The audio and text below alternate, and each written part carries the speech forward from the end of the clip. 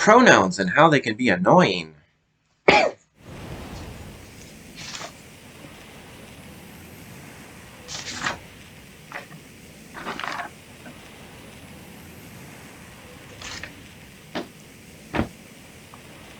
Okay.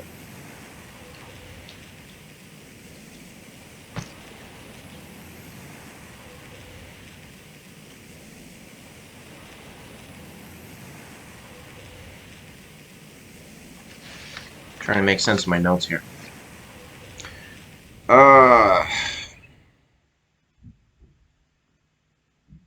When authors use gender-specific pronouns, he, she, his, her, him, when they use them, when they use these words, when it hasn't been established which gender they are in the sentence. Yeah, that's annoying.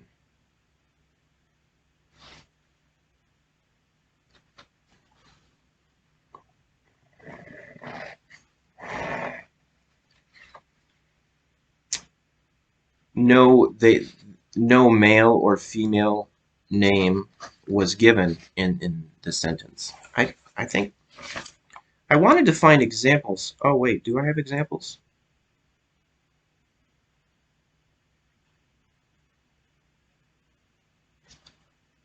Oh, that's something else. Yeah, that's just another example of something I find annoying.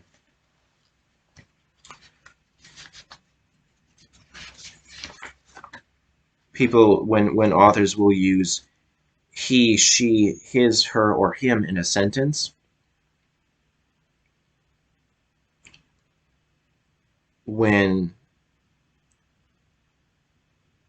it could be, it's when they don't know. It's when they're using these gender-specific pronouns, when they're using these words, when they could apply to male or female. Yeah, I talked about that when I defined the word, when I was talking about the word he, how that was used a lot in the past. When people use a male pronoun to refer to both male and female. Yeah, which is bad. Yeah, that's bad to do that. It's not literally accurate. They were saying it was sexist. It's people don't do it as much because it's sexist. Well, it's not literally accurate. Yeah, I talked about that previously with the word he. Okay. Next in my notes, I got referring to a group or type of person, like a writer, as an example, as his or him or he implies that only males are writers.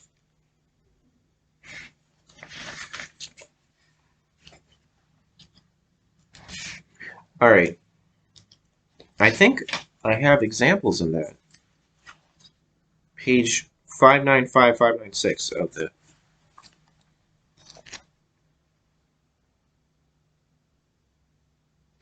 Riverside Reader. 5.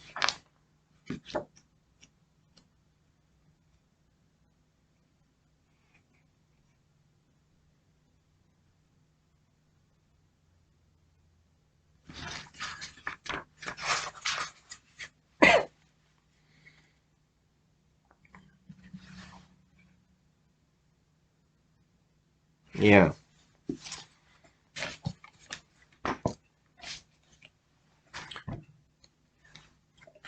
This is by the author is Richard Selzer, and this is titled "The Language of Pain." Okay. I'm just gonna try to skim through this. I didn't make notes in the book. I don't do that anymore because it's messy. All right.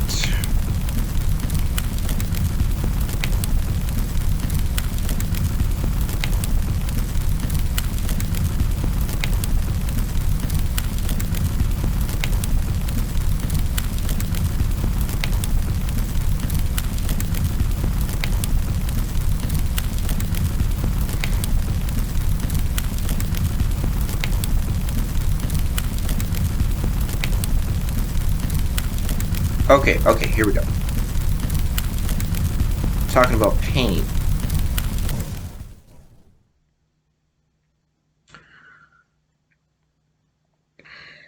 Is the pain sharp or dull, steady or intermittent?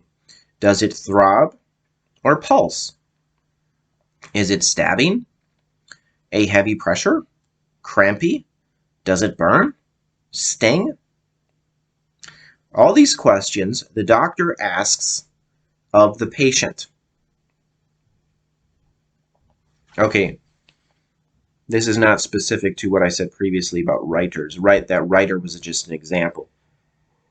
But yeah, this has to do with using the word what I said about using the masculine he, his, or him, and uh, using that to describe the person they're talking about. Um, but when you do that, you are if a female is reading that, they should be thinking they're not talking about me. They're not relating to it because they are female. A female person is not relating to what you're saying because you are using a male word, he, his, or him. That's my point here. But continuing on with the example. Okay. Is it stabbing, a heavy pressure, crampy, does it burn, sting? All these questions the doctor asks the patient, but there is no wholly adequate way for the sufferer to portray his pain other than to cry out. Okay, but there is no wholly adequate way for the sufferer to portray his pain other than to cry out.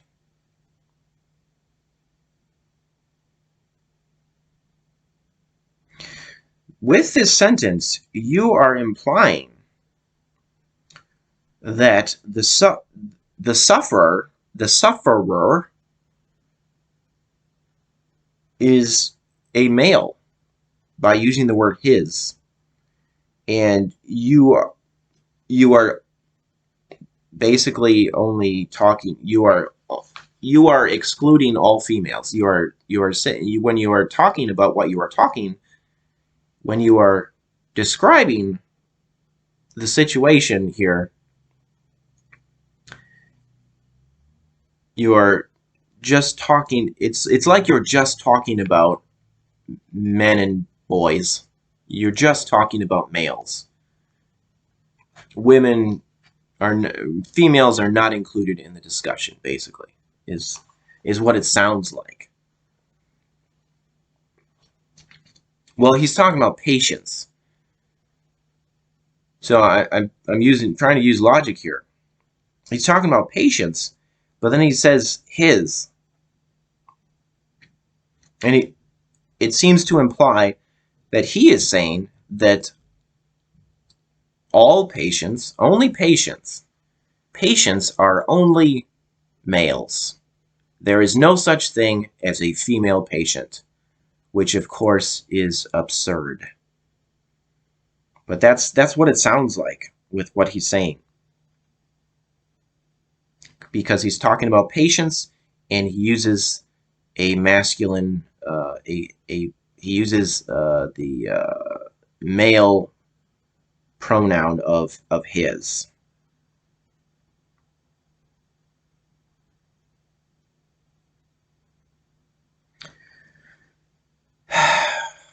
It's really easy to fix too. All you got to do is say, but there is no wholly adequate way for the sufferer to portray their pain other than to cry out. That's all he had to do. Portray their pain, not portray his pain.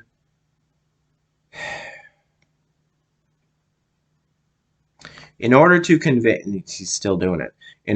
This is what he says. This is what the author, Richard Selzer, is saying. In order to convey his pain, the patient, like the writer, must resort to metaphor, simile, imagery. You want to know what it's like? It's as if someone were digging in my ribs with a shovel. It feels as if there's a heavy rock on my chest. Okay, let's try that again, Richard Selzer. In order to convey their pain, the patient, like the writer, must resort to metaphor, simile, imagery. You want to know what it's like? It's as if someone were digging in my ribs with a shovel. It feels as if there's a heavy rock on my chest. All he had to do was say there, in order to convey their pain, the patient. Or he could have said, in order to convey the patient's pain, like the writer, they must resort to metaphor, simile, imagery, and so on. Yeah. In order to convey their pain. The patient. Wait, how did I? In order to convey the patient's. Yeah, I switched it around. In order to convey the patient's pain, like the writer, they must resort. That's how I would say that. I think that sounds a lot better. Then you're not implying that all patients are males. Okay.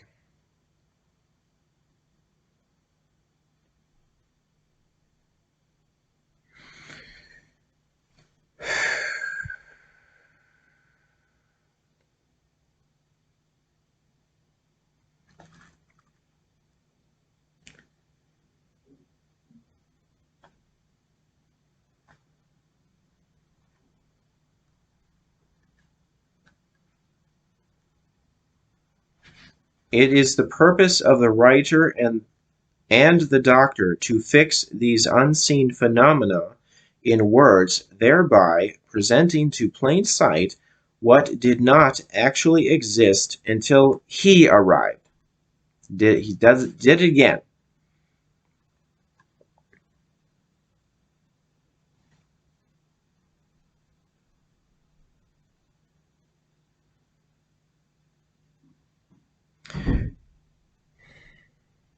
There go my neighbors slamming their doors.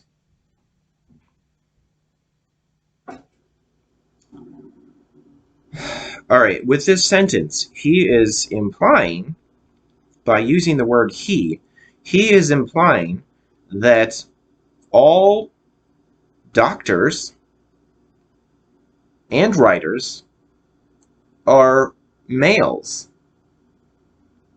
It's as if in his mind there is no such thing as a female writer or a female doctor, because he's using the word he.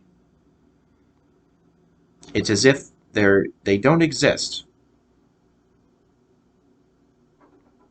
Let's try that again.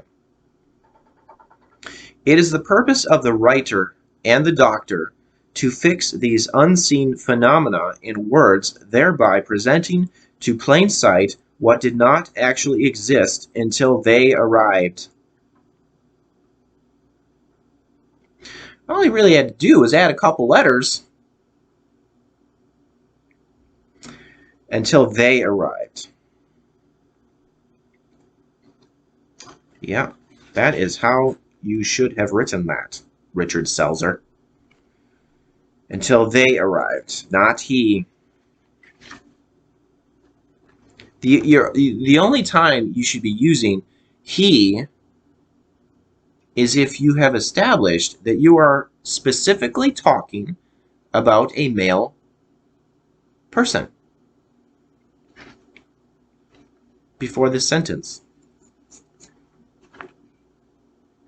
You could have specifically said that you're referring to male doctors, male writers, or you could have used a male name, and then you can say he. Otherwise, no, don't do that.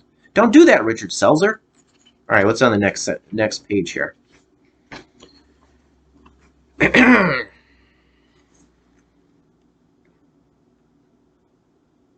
Yep. He goes on to say, by using metaphor and imagery, the patient brings the doctor into a state of partial understanding of his pain. Talking about the patient and the patient's pain. But by using his, he is saying that this patient is male and he is not going to talk about female patients at all. He's only talking about male patients. Apparently female patients don't exist, or they don't have pain. Of course, that is absurd. Therefore, that sentence is bad, Richard Selzer. That is a bad sentence. Let's try that again. By using metaphor and imagery, the patient brings the doctor into a state of partial understanding of their pain. Their pain. In order to, he goes on to say, in order to express it fully, he would have to cry out in a language that is incomprehensible to anyone else. There again, he's using he.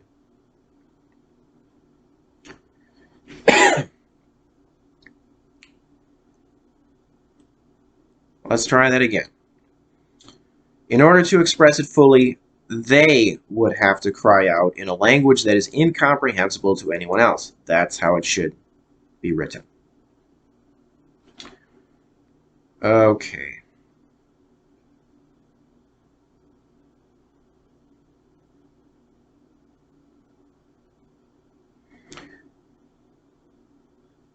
Is that it for this page? It might be.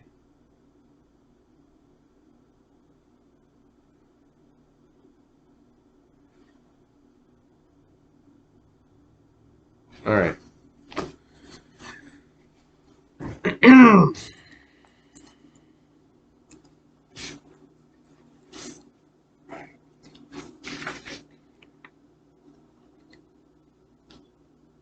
Yeah. Well, that's something my next note is something I talked about previously. I noticed male-specific pronouns. I think I mentioned that. I noticed male-specific pronouns were being used to mean both genders a long time ago. Okay, yeah. And at the time, it didn't bother me. All right. It didn't bother me at the time until I saw that they were using female pronouns. They were saying she or her, and they were using that to imply everybody. I can relate to the he, his, or her. I could in the past when I was younger in school. I could relate to it because they were specifically talking to me because I am male. I could relate to the he, his, and him. That's why it didn't bother me at first. But then when I see they're using a female pronoun here, they're saying she or her, but I'm meant to be reading this as if it's everybody in the sentence. It felt as if they were not speaking to me because they were using she and her. That's when then I was thinking, wait a second, what are you doing? It's as if they were only speaking to females. I don't. It would be great if I had examples, but I don't have examples. But I have seen that in the past. That's when I was thinking, wait a second, what are we doing here? That is not right. You should not be doing that. You shouldn't be using a gender specific pronoun when you are referring to everybody. That is when you should be using they, their, or that. Okay.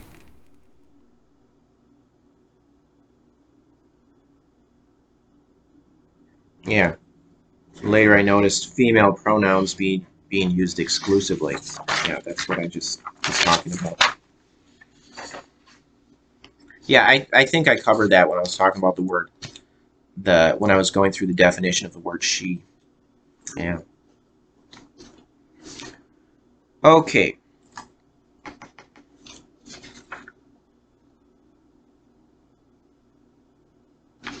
I'm almost done here.